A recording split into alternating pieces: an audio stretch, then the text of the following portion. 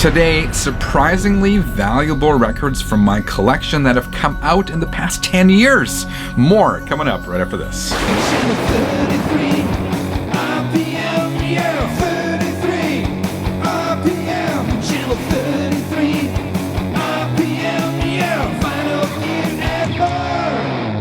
Hi, my name is Frank. Welcome back to Sundays on Channel 33 RPM, your channel for vinyl, gear, and more. If you haven't subscribed yet, this is a perfect time to hit that subscribe button.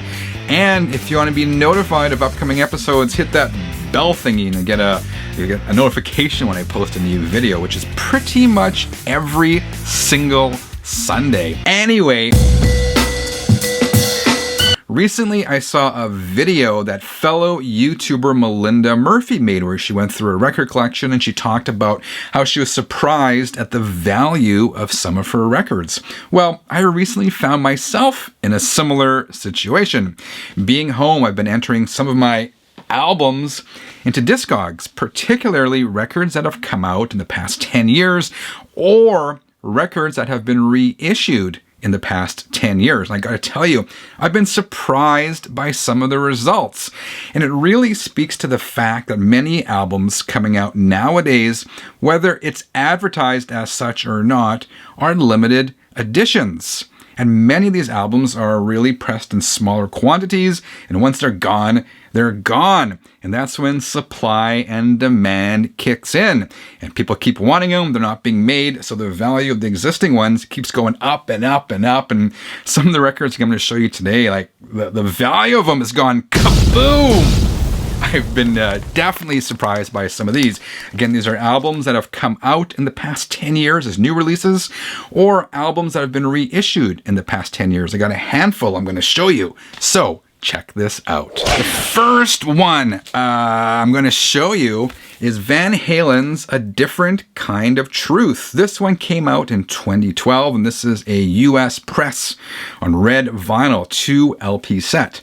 And when I entered this into Discogs, I found out that this is now selling for an average price of 166 Canadian dollars, which is equal to about 120 US dollars, 120, which, I mean, I guess, again, supplies are limited and people want this album. But the funny thing is, when I got it, I found it in the discount bin. I think I paid $18 for it, and the record store owner had bought, a small handful of these, and he couldn't get rid of them because, truth be told, it's not the best Van Halen album.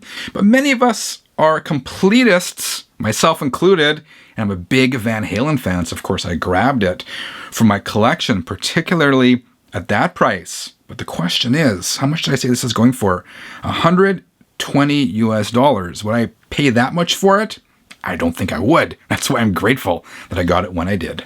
Next up, this is another one that surprised me, dear 33ers, when I entered it into Discogs. This is the 2011 release from one of my favorite artists. This is Alice Cooper, Welcome to My Nightmare.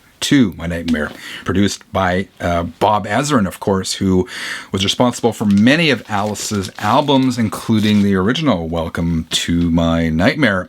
Now, this is another one where it's not one of Alice's best records. A lot of the reaction to it's kind of mixed, pardon me. A lot of people didn't like it. Some people found it too eclectic, spanning a wide range of musical styles, but Alice has always been about that. Anyway, before I talk about it more, when I checked on Discogs, I think I bought this as a new release. I pre-ordered it back in 2011.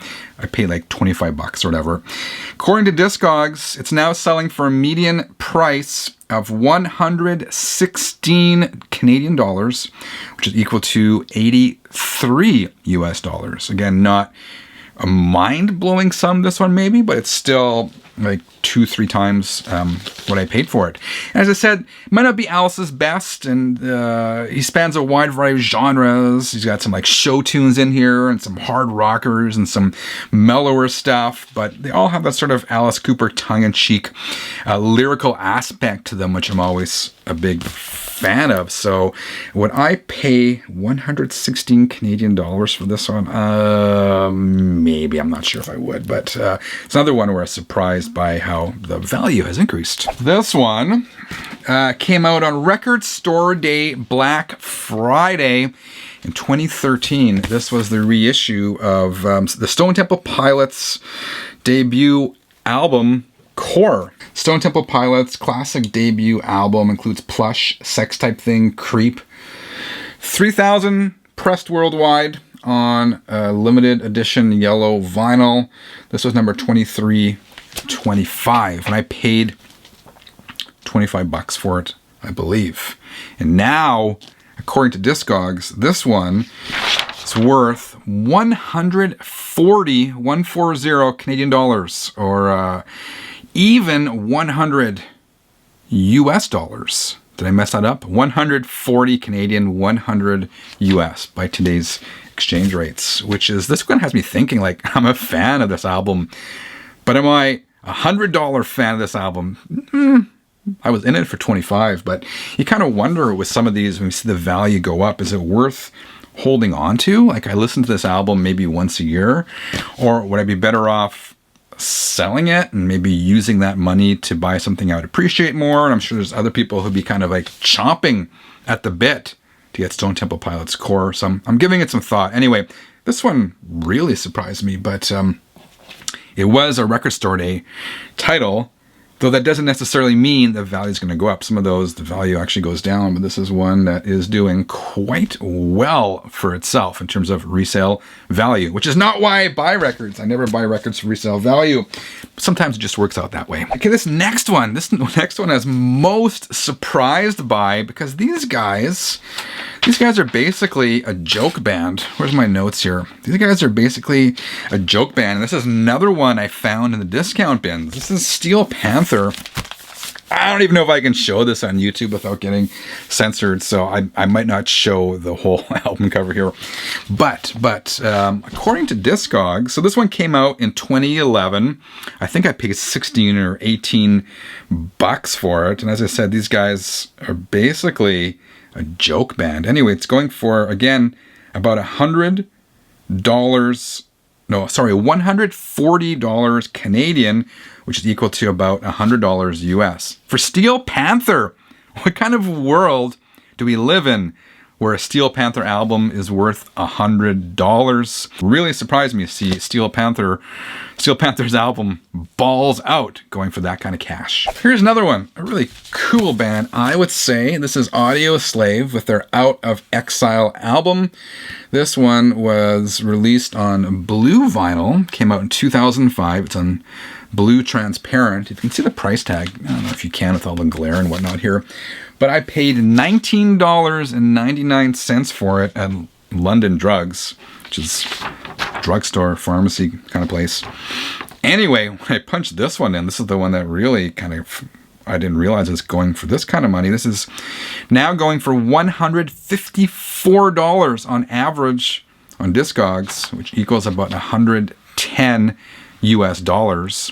I'm kind of curious to see if the value kind of spiked when Chris Cornell died, because that often happens when an artist passes away, the catalog goes up, but it's been a couple of years now, so whether that's still a factor, I don't know. I do dig this album, so I'm going to hang on to it, but quite surprising for something I paid that price for, $110 for an Audioslave album. This one I'm kind of cheating with because it's not a single album. It is a box set. This is Dio, A Decade of Dio. This is made up of his first 6 albums. It also includes a 7-inch single. It came out in 2016. I paid $99 Canadian for it, brand new. Nowadays, this is going for $284 at the time of this video, which is almost 3 times what I paid for it like 3 or 4 years ago. That's equal to just over $200 US dollars. This is a nice set though. It's got a lot of heft to it. Nice pressings. And so I'm going to hang on to this one, but again, super surprised the value of this one has tripled in a few years since it was released. So those are the handful of albums I had here that are surprised at how the value has increased. Again, albums that were released in the past 10 years as new releases or reissued. I'm sure there are more in these stacks, and I'll discover as I go through them. However, I want to mention a couple albums because it's kind of the reverse thing too, right? Like I bought these not knowing the value would go up, and I'm pleasantly surprised. And a couple maybe I'll sell. But looking back, there are a couple albums I wish I had bought when I could have for a reasonable price, and now I can't, or I could, but I'm not willing to pay what they're worth. One of those is Ozzy Osbourne's 2010 album, Scream. I remember I had so many opportunities to buy that record, and I never did, because honestly, I didn't think it was very good. Even the title track was kind of far from essential Ozzy, but as I said before, I'm a completist, and I can't complete my collection now because this one is going for, on Discogs, an average selling price of $200 Canadian or 143 US dollars, which kills me. So I remember seeing it for like 25, 30 bucks. So it's increased in value eightfold in the last decade. So kicking myself for that one. I wish I grabbed Ozzy's Scream. It's not even on my most wanted list because I would pay maybe like 40 bucks for it. That's what it's worth to me. The CD will do just fine. The other one I wish I had grabbed was Kiss's Sonic Boom. This also came out in 2010. The CD was a Walmart exclusive, but they had 4 or 5 variations of the vinyl of the record on the Kiss website at the time, selling for like 25 or 30 bucks. And I had one in my shopping cart on the website. And I was like, nah, I'm not going to do it. But I should have, because now those go for $200 and up easily. And there are so many counterfeits of that particular album because Kiss fans, Kiss collectors are just clamoring for this thing. And sometimes it's hard to tell the counterfeits from the originals. Anyway, $200 and up, another record that has gone up in value eightfold in the past decade. So I wish I grabbed that, but you know, as they say, you snooze, you lose. All right, 33ers, those are some albums in my collection that have gone up incredibly. And as I said off the top, again, I think it speaks to the fact that almost all albums coming out nowadays, to some extent, are limited editions, and once they're gone, and the value just goes boom. It really increases. Have you found this to be true in your collection? What are some of the most valuable records in your collection, newer releases? Let's talk about that in the comments below. Otherwise, if you enjoyed today's episode, I would appreciate a quick thumbs up and maybe even share this video on social media or tell your friends about it. With your help, we can continue to make this channel grow. Anyway, otherwise, dear 33ers, I hope each and every one of you has a fantastic week. Until next time, keep on spinning.